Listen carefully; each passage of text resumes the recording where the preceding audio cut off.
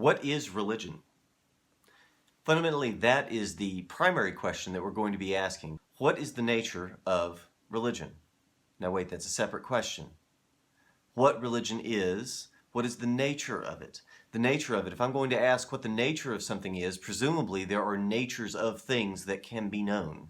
And religion somehow has an essence, maybe, that we can come to know. Is there some essence of religion that we can come to know? In other words, is there something tying the religions together that makes them all religions? Are the religions properly grouped under a single umbrella? In other words, are there any criteria that allow us to identify something as a religion? Do you have to have gods? Does there have to be some notion of belief or faith? Does there have to be some kind of sacrifice or ritual? Does there have to be something surrounding birth, death, and initiation ceremonies and myths? It's not obvious. And certainly we see a great deal of variety. And so as we see the variety, one of the things that I want you to keep in mind is, what are the essential features? If there are any essential features. If there is something that allows us to call a religion, religion.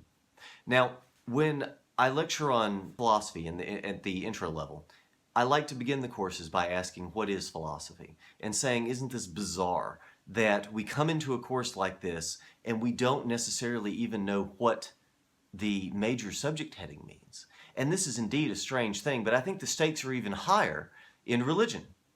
Because when we ask the question, what is religion, that is no less mysterious to us than the question, what is philosophy? But the answer to the question, what is philosophy, may or may not be meaningful on a day-to-day basis to your average person. Whereas the question, what is religion? What is the nature of religion? Religion is something that typically most people take seriously, or at least somewhat seriously.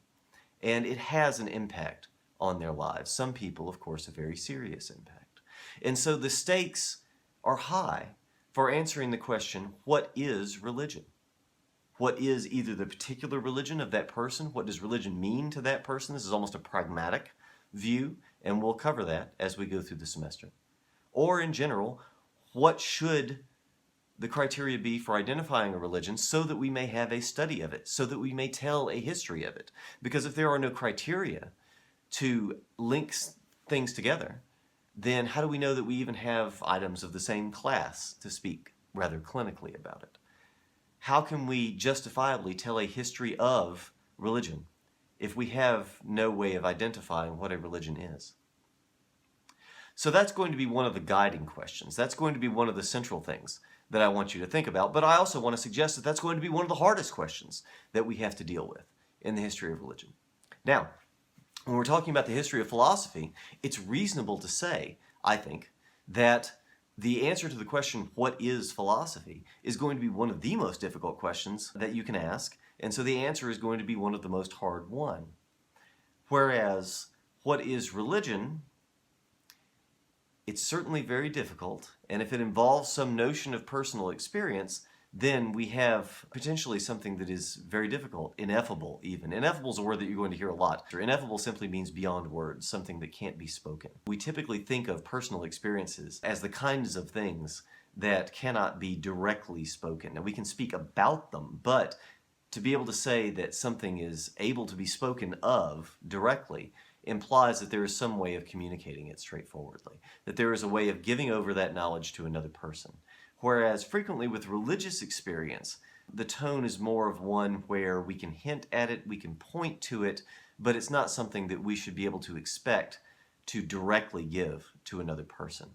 And this is a rather unique character. If you go into a biology, history, or physics class, you're not going to find a great deal of ineffable material, at least commonly recognized. Now, you are going to find a certain measure of expertise where people will say, well, you know, once you become a physicist or a biologist, then you have a certain understanding. So there's a certain quality to what it is that you know and what it is that you do, the way that you think. And we start to get metaphorical at this time, which is a key. And we're going to talk about this specifically with respect to religious rhetoric, because metaphor frequently enters for us when we reach an impasse, an aporia. In other words, a a point of tension and difficulty, where there's a dissonance, where we can't express what we want to be able to express. It may be crystal clear to us in the form of experience, but it's not something that we can give over to someone else in a straightforward fashion. And so this is characteristic of the ineffable. And so what is metaphorical, ineluctably metaphorical, in other words, necessarily metaphorical, is going to be the first layer of this sort of thing. And there are, of course, a number of other layers that people recognize in their itineraries. They're frequently called itineraries, especially mystical itineraries of religious experience. In other words, different stages or levels.